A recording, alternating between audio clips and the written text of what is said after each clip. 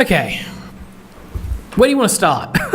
I don't know. Like, you seem to have more thoughts on Randy Pitchford than I do. I do have thoughts on Randy Pitchford. I just like. Have I told the story when I saw Randy Pitchford in person? No, you haven't. Oh, really? Okay. I went to the first PAX in Australia, and he was there. Okay, he's always at PAXs. I know he's at PAXs in America. I have around. So the reason I want to talk about this is because I have a weird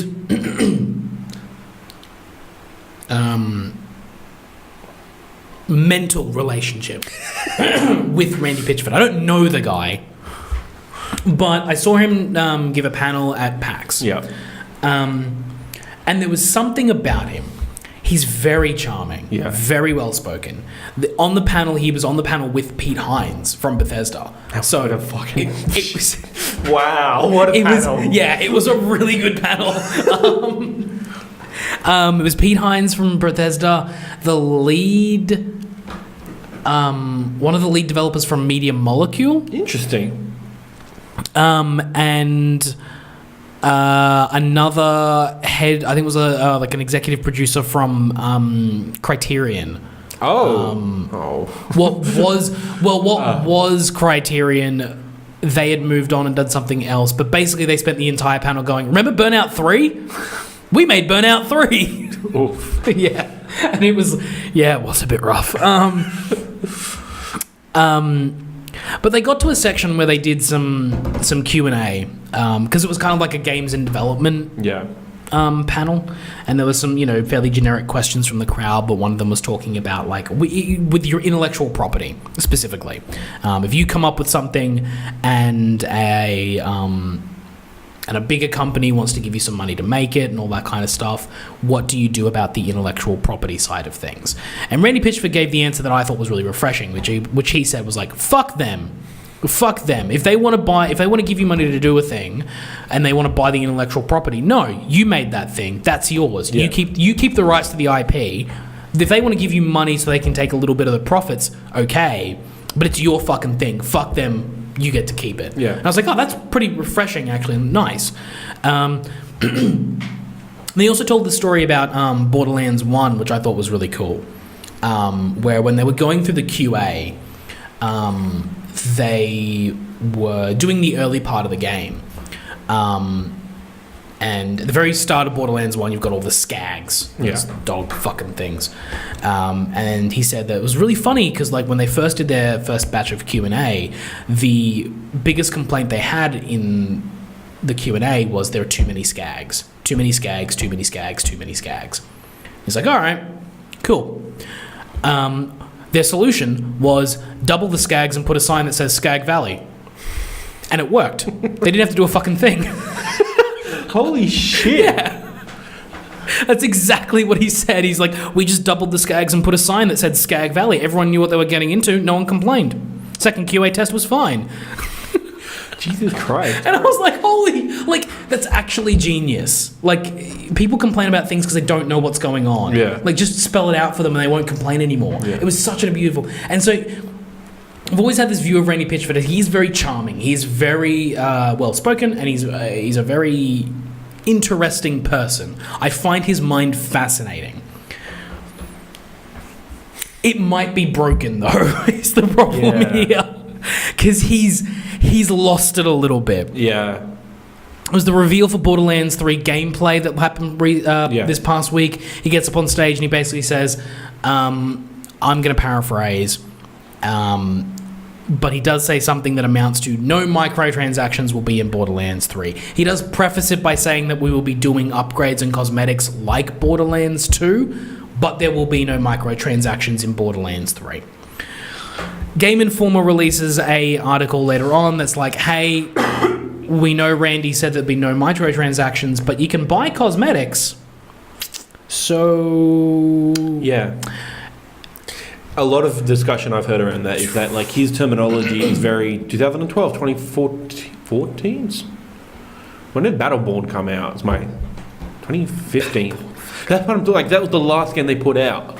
It's 15. I was still working at an EB Games.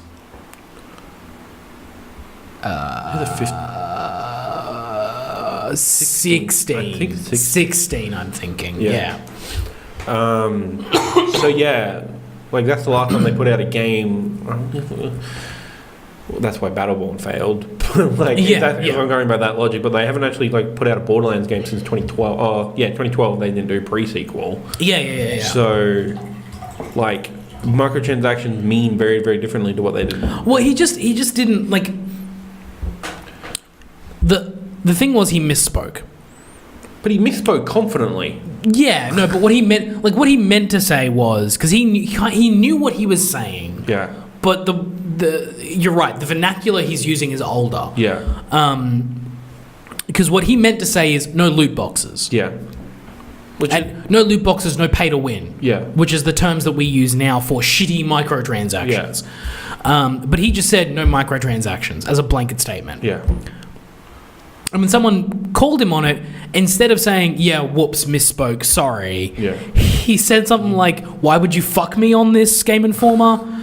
He just doubles down on it. I'm like, what? Just learn that, like... Yeah. We have microtransactions, and a lot of them are good. Assassin's Creed.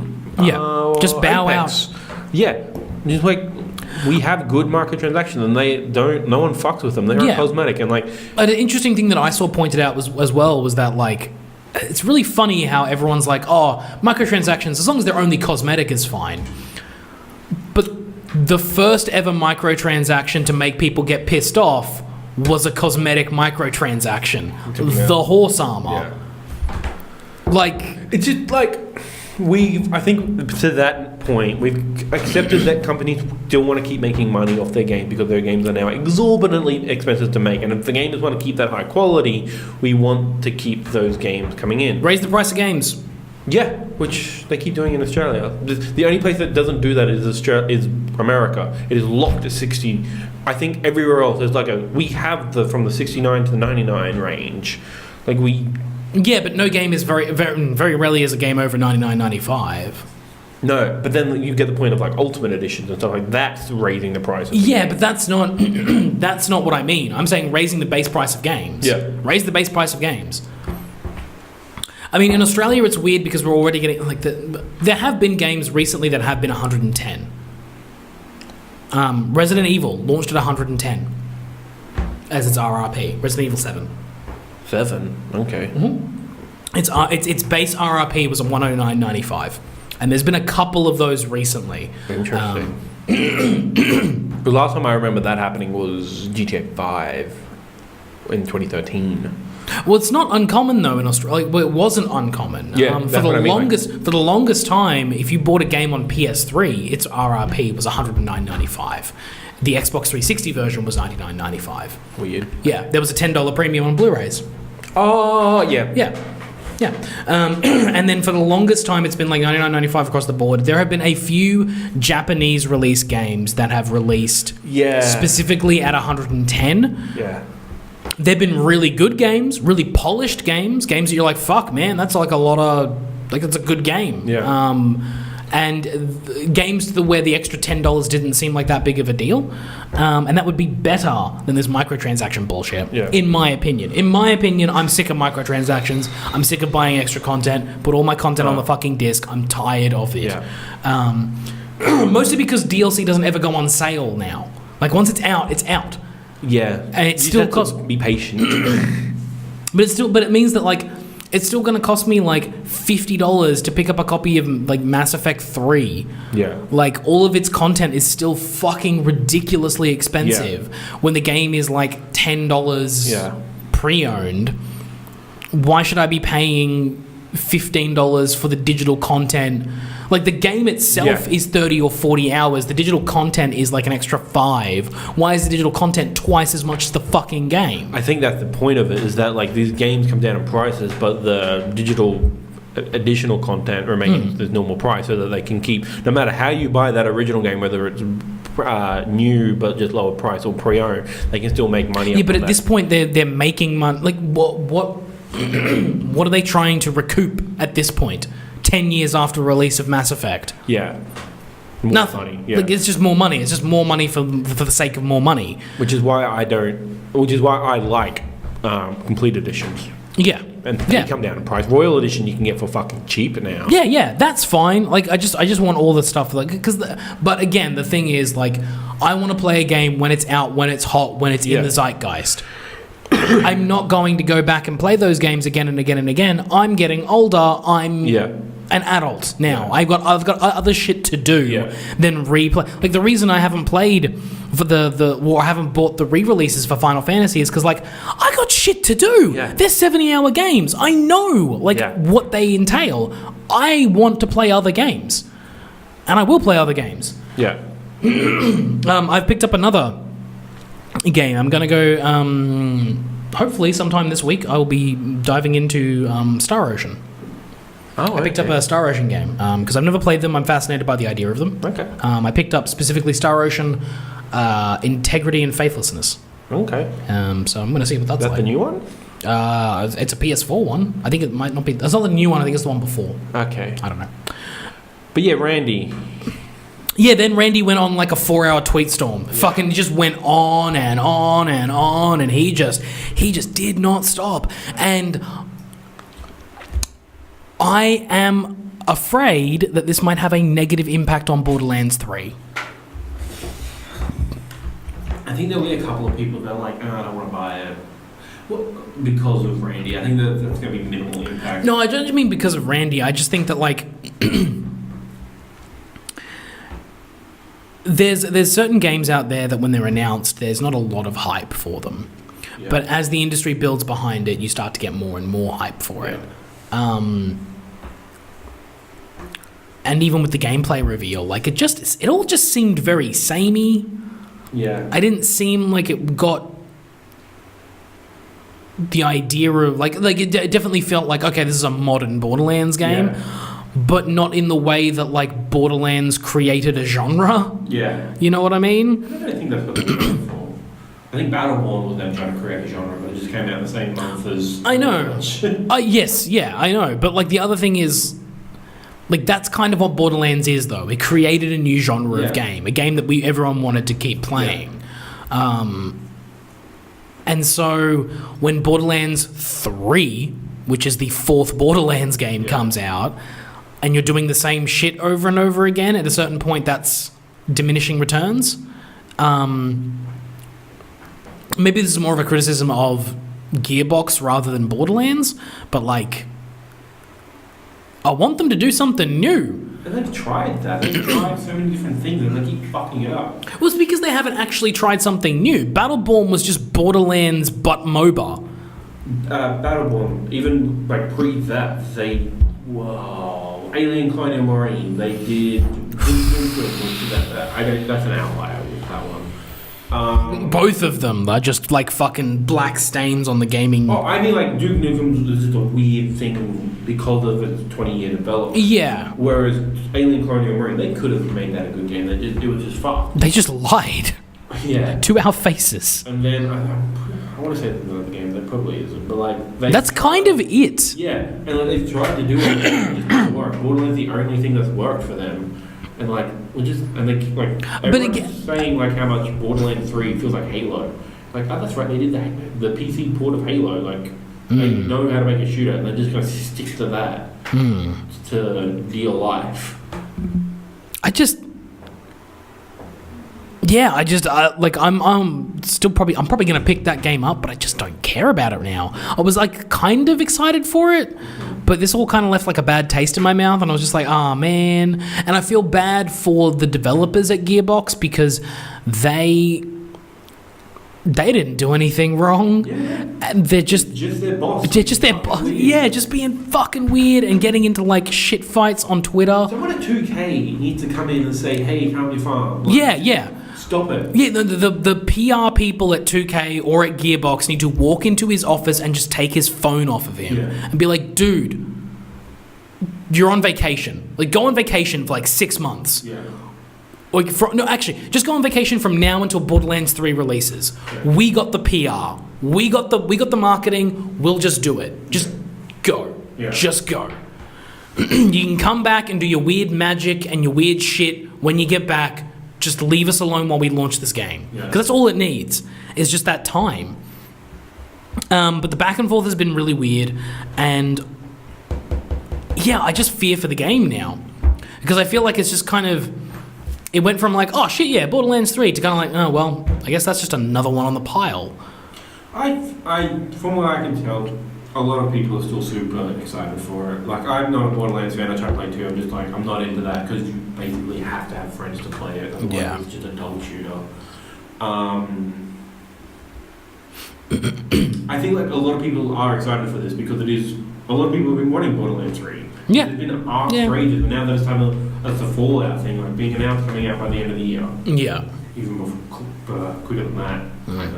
Like it's just like let's go Borderlands 3. And I think like people are excited. Like it is a game that like I think a couple of people who are paying attention to Randy are going to be like, but then I'll get the game and going to be like, whatever, this is great. People will play the beta and it'll be fun. Is there a beta? Probably. No. They haven't announced it, but I can just see them doing one. It seems like the kind of thing they wouldn't do. And if they want to be good guys, they want to. But yeah. You don't want to. Betas are a good thing, I think, because they should be. I don't think they are. Well, like, because like in theory they are. But the changes never actually come over. Like, no, because betas little server loads. Betas are good 12 months out from release when they're closed and no one knows about them. Yeah. That's a beta. Yeah. The beta build is given around the office and to the QA team to figure out what the fuck's going on. Yeah. The betas that we have them as, they should be just called demos. I don't know why the industry doesn't just call them demos. Because that's what they are. They are. Because there is literally no change the company can make in 1 week that will actually serve any purpose on the final product. Yeah. The only thing I can think of is... Sorry, the quote-unquote final product. Because fuck knows they're not actually final anymore. Yeah. The only thing I can think of is that because betas are using multiplayer, they're not the final... The day one code is not a point. It's not 1.0. It's the 0.9. Yeah. That's technically still beta. Like, yes, but it's not. Yes, technically not the final thing, but that doesn't matter because again, there is no change that can be made. Yeah. The only thing that they can do is like server stress test. Yes, that's why I don't mind. Like, a lot of fighting games just have them called like Dead or Alive 5 server test. Yeah, they're just there. Test demo. Yeah, they just call them stress tests. Yeah. They're like, oh, we're just going to do a stress test on our netcode. Here, play it for 3 hours. Yeah. And everyone's like, okay, sweet. Yeah. Just call them that. Like the beta thing, I think rubs me the wrong way because I think it is willfully misleading, telling the consumer you get to play it early so that you can find out all the bugs and fix it. It's like no, because we had a beta for Fallout 76. Guess what the fuck happened? Yeah. It's still launched broken and buggy because you cannot physically get the changes done unless you crunch into oblivion. Yeah. So yeah, I think betas are bullshit. Just call them demos and call it a day. Yeah. But the thing is, what they don't want is the beta to be what they're trying to get out of is when the beta is buggy, they can just call it, oh, it's just beta bugs. Yeah. And then they can tell their poor workers to crunch for the next 72 hours to fix those bugs so that when the game does launch, it doesn't have those small bugs. Whereas if it was 1.0 and it released that buggy, they get hounded for it. Yeah. It's all just. Yeah, the beta's rugby the wrong way because it's all just misdirection so that when the game does release and it's fucked, you don't think as much about it because you can be like, well, this bug was in the beta. Like, no, that wasn't a beta. It wasn't a beta. It was the actual finished product. The only difference is that it wasn't like there's one line of code that's like, now it's live. Like, that's literally the difference between the two. And everyone's like, well, it was in the beta. Like, no. Yeah. No, it's basically the same thing. Anything else you got to say about this? No, I just wish Randy Pitchford would go away. He needs to sit down. Yeah, just shh. Especially like everyone keeps like, you harassed or assaulted me. And he's like, no, I didn't. Fuck off. Yeah, like he just needs to go away. Yeah. Go away and let the lawsuits sort themselves out. Yeah. He's also like one of those. He's weird in the video game industry is that he's got like the most. I feel like he's probably not, but he feels like he's the single figure that has the most number of pending lawsuits against him. Because he had so many since Alien Colonial Marine. Because they had like their lawsuits, and then there's been just constantly every single year there's something new. So, dude, just chill. Seriously. Yeah, the only other person or company I can think of is David Cage / Oh, Quantic Dream, yeah. They're bad. Yeah. for the shenanigans. I don't know. Well, it turns out Riot's not great either. No, well, well, turns out we've known this for about 6 months now. Yeah. Like, it's got real bad. Video game walkout. Industry walkout. I have heard more stories since the original story in like 6 months ago out of Kotaku. Like, because the walkout has happened, there has been more coming out. Like, that place sounds like it was a fucking shit show. Yeah. Like, holy shit. The first walkout in video game history. Which is kind of surprising, but like... But also not surprising when you think about it. Like, how many times... It's much likened to... the wrestling industry has the same problem. They're not unionized either. Yeah. They are independent contractors. what's his job do a big thing on this? John Oliver. Yes, he did. And it's fantastic, and you should watch it. Yeah. Yes, and it's absolutely brilliant. Yeah. He perfectly encapsulates my entire fandom, my love of wrestling, in 25 minutes. Like, everything he says is just me. I'm just like, yes. It's exactly what I think, 100%. Cool. But they have the same problem, which is unionization has been brought up over the decades. Since like the 1980s, there's been at least one or two wrestlers every couple of years who's like, we should probably unionize. That'd be a great idea, right? But the problem is that the way the industry is structured, it's like, if you start talking about unionization, they can just kind of sideline you because there's 100 other guys who would like to replace you and your 7-figure salary. Yeah. So what you gonna do? Yeah. And the answer is usually shut my mouth and I'll go wrestle now, boss. And it's the same with the video game industry, is that like you could talk about organizing and unionizing, but there are so many people that want to get into the industry that if they think that you're going to be a liability, they'll just kick you to the curb and hire the next team that wants to do the coding for you. Now that I think that the audience, not the entire audience, but a big chunk of the audience is kind of on board with the idea of some sort of unionization for people, I think there's less of that, of the shush and go away, we'll hire a new person. We're getting a proper walkout. I think it's also because the journalistic side of the industry has also transitioned. There are a lot more stories about like labor conditions, issues with game development, and the people behind game development. There are a lot more people pushing those stories, and they are getting out there, and those stories are getting traction and getting speed and getting numbers. It is a lot more difficult for companies to now ignore the claims and ignore the idea. Especially when like a lot of those journals are doing proper journalism and doing multiple sources. Like, good work, Everything Schreier does, well, not everything. His big Anthem one had like 20 different people on the thing. And like, I know the Riot walkout was dropped by Waypoint and Kotaku. Polygon, yes. They both worked on it at different places. They had multiple sources as well. They had known about it for a while. And like, sorry, it's not Waypoint anymore. It's Vice Games.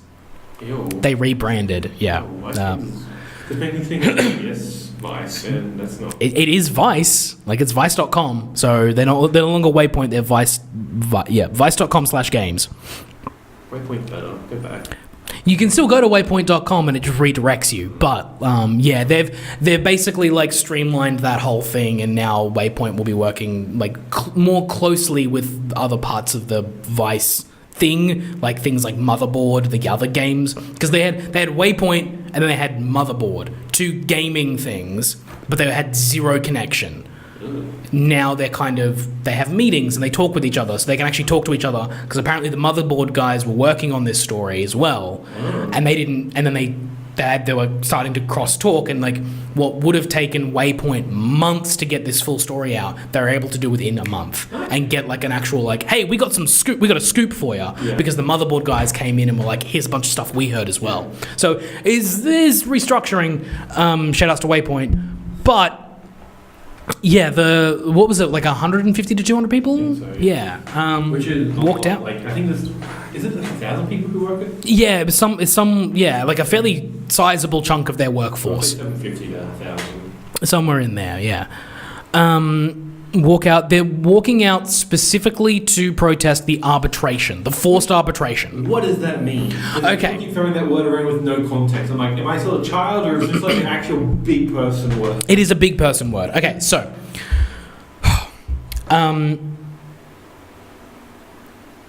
in America, I don't know how this works in Australia. I probably should because I work here. I live here. That's a good idea. Yeah. But in America, obviously they can be very, they're very litigation happy over there. Suing. I'm going to sue you. In America, there is a lot of different companies that have clauses which allow for private arbitration. What that is when a lawsuit is brought against a company, the company can move for private arbitration, which means the person who's bringing the lawsuit forward, the company's lawyers, and a assumedly third-party mediator go into a private room, they sort out the problem, and then it all goes away. The reason being is that if a lawsuit goes to court, the documents in that lawsuit become public. And no company wants their sexual harassment lawsuits to become public. So a lot of different companies put clauses in their contracts over the last couple of decades that mean that you basically sign away the right to sue the company for sexual harassment. So they have to go to private arbitration. Obviously, contracts, thick, no one fucking reads those things.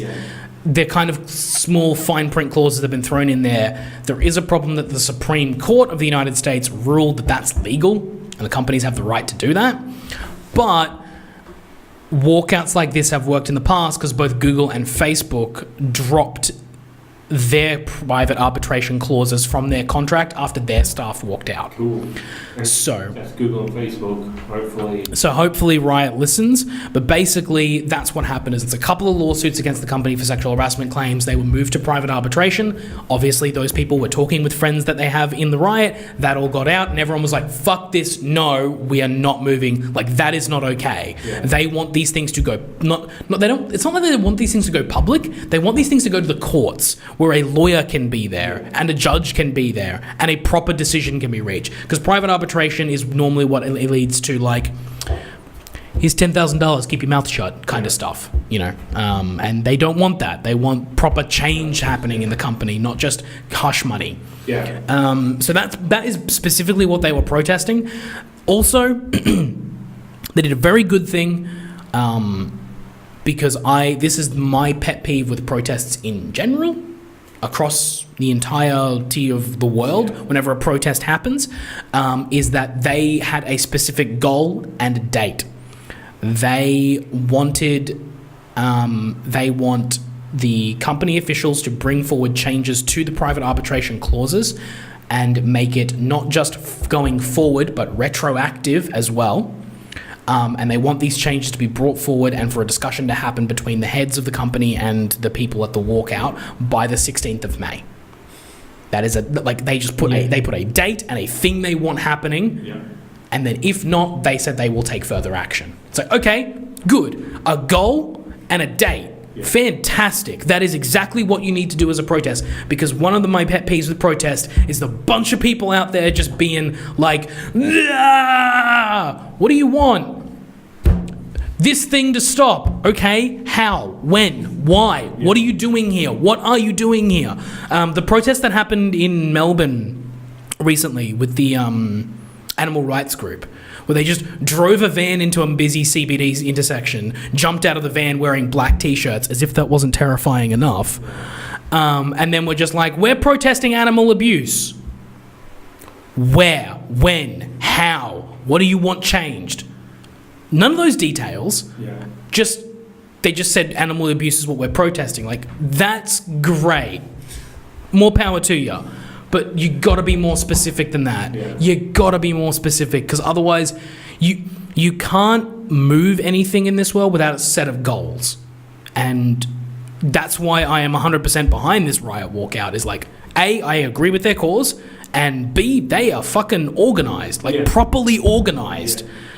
I know a lot of protests are for the point of just bringing attention to the situation that is bad. You were about to use the words "bring awareness to," and I was about to jump across this table and strangle you because that's my peeve. It's just like we want to bring awareness to. Like, great, I'm aware. Now what? Yeah, no, there should be follow-up protests that do your specific thing. Yeah, that's actually a good point. I've never thought of that before. Yeah. To me, a lot of protests are not meaningless to a degree. No, they're not meaningless. Protests are not meaningless. I just think like every time I see a protest is that it is always flanked by the phrase "bring awareness to," and you're like, okay, I'm aware now. Now what? What do you want me to do about it? Tell me what to do, because I want to help, but you're not letting me because you're just like, save the animals or blah, not the coal mine, and I'm like, okay, great. Now what? Yeah. Please tell me now what? More than just visit the website. Yeah, and you visit the website and donate. Great. Like, what is the steps here? What are the actual tangible steps that can be taken so that we can actually get this done? And these guys here at Riot, they gave them tangible things that they wanted. They wanted this clause removed by this date, or we'll take the next step. And that's great. Yeah. I'm thinking of this specific scenario within a historical context, which this is a historical event. It's the first video game walkout. This will cause change within Riot and the industry. Yes, This is part of the ripple effect that last year's investigation reporting has led to. Yes. It's just the irony of a protest, of a walkout happening in a company called Riot. Yes. Like, this is actually like, you look at it like, in 20 years, just like, of course, they call their name Riot, like, of course that was going to happen. Like, it's just like... Yeah. There's going to be a lot of like breakdowns in history classes about like the Riot. Like, it's just such a... And also, like, have you seen some of the the messaging coming out of Riot, like their internal management, because they call the workers at Riot rioters. Yes. Yeah. And they're like, we agree with the rioters. Like, wait, stop. They're not actually rioting. You do know what a protest is. Yeah. It's like, oh wait, no, you can't do this. Yeah. Why? Like, no forethought in what they call their company, which is great. I'm all for it. Yeah. But yeah, no, this is a big deal. I think it feels a little bit subdued at the moment. Every historical event is subdued. Yes, until the ripple happens. Yeah. I think until the second one happens, like when the second one happens, which I feel might be coming with the stories from NetherRealm recently. And did you not see that? I did see the headline, but I don't know. They were put in the same boat. I don't remember. Like, NetherRealm, like I know. Mortal Kombat Injustice. 100-hour work weeks on that. Yeah. And we didn't talk about it with Epic, but Epic also was accused of like Epic crunch, which, when you look at it, like of course they were crunching. They've been crunching for like 18 months straight. Yeah. Like, I don't know how a lot of us were like, yeah, Fortnite's doing great and they're doing good work. It's like, yeah, no wonder, because they're literally killing their employees by trying to get this thing up. Yeah. Because the 14-year-old market is relentless. You can't do anything about it. Yeah. You need to make those updates happen. Which is why everyone's mad at Apex, because they can't do this. Probably because they're letting their employees sleep. There's literally what they said in their response, because there was a bunch of people saying Apex is not, like, Apex was falling behind and not doing what it needs to do and all that kind of stuff. And that report came out basically a day or two before the NetherRealm stuff and the Riot stuff came out, and Epic, and Respawn responded basically saying, we have worked very hard to not have a crunch culture at Respawn. Just because Apex was successful, we were not going to force our workers to work 100-hour weeks just to get more content in the game. We would prefer to take longer. Sure, we lose the player base at the moment, but we will make better content for longer if our staff have the chance to, I don't know, go home on the weekend. Yeah. So that's why that's happening. The Riot walkout it is slightly different. I do want to make sure it is differentiated, because it's not just crunch. It's not crunch related. It's not specifically crunch related. They were specifically walking out the private arbitration because of the sexual harassment claims, and that's why I'm very wanted to point out that specific thing about they have a specific end date and they have a specific goal, because if they can achieve that goal, then I think that's the catalyst for them to go, cool, now we can do another thing, because now can we stop working more than 70 hours in a week? And doing that kind of stuff. Like they can now, if they can, and this is the power of collective bargaining. If you can get everyone on side and you can make a single change that is, of significance that the company wasn't going to make without you people standing together as a force, you can make any change you want. And that's the big deal.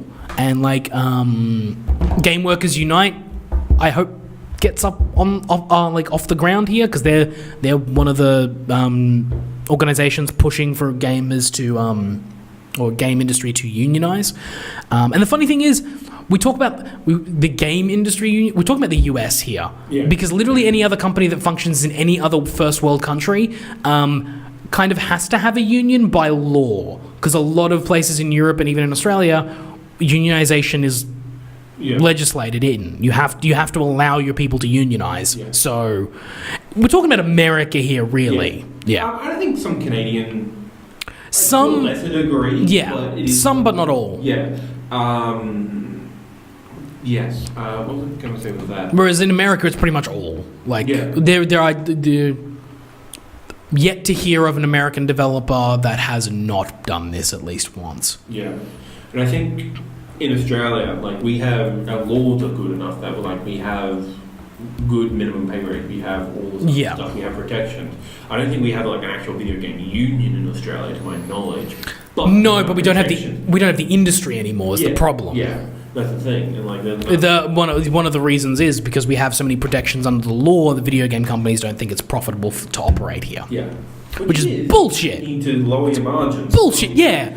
You just need to stop being like, oh, we need to make $1 trillion profit this year. Fucking hell. Yeah. Anyway, congratulations to the Riot workers. I really hope this does make some difference. I can see Riot. I think by the time this episode is up, that deadline will have passed. The 16th. Oh, maybe this part, yeah. Yeah. So stay tuned to see what we think about that. I don't know.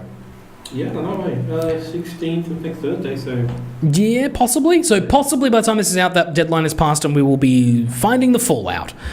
Anything else you wanted to add? I might just wrap this up. Yeah, wrap it up. Yeah, wrap it up. To say?